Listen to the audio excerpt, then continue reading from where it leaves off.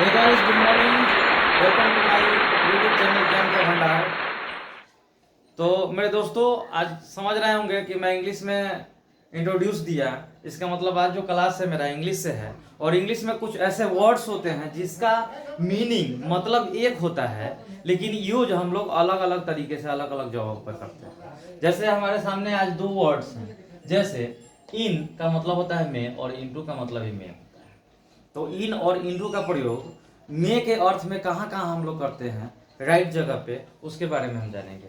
तो सबसे पहले मेरे दोस्तों, मेरे चैनल को लाइक, कमेंट और सब्सक्राइब करें, ताकि मैं आपके लिए रोजाना इस तरह का वीडियो बनाता रहूं।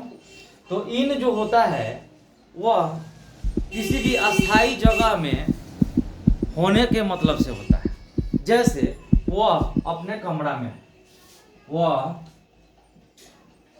कमरा में है, मतलब क्या है कि वो कमरे में अस्थाई है, उसको ले जाया गया नहीं गया है, वो गया नहीं है, जा नहीं रहा है, बल्कि वो कमरे में ऑलरेडी है। तो वहां अस्थाई का बोध का मतलब हो जाता है कि he is in the room. और इनटू का जो प्रयोग होता है वह होता है गतिमान के लिए, चलायमान के लिए। जैसे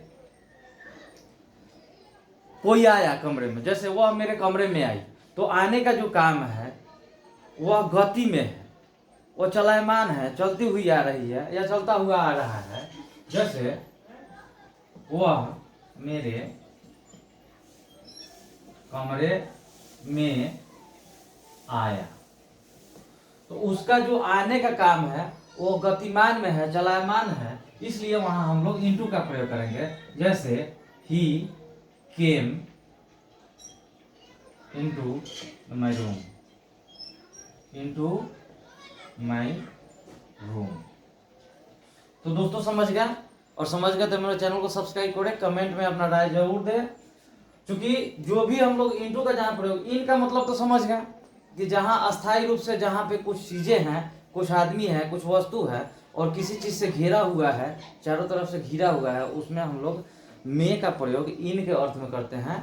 और इसी तरह हम लोग इनटू का प्रयोग गतिमान में करते हैं। जैसे वह कुएं में कूद गई, तो कूदने का जो अर्थ होता है वह लगातार से है, दौड़ से है, गति से है।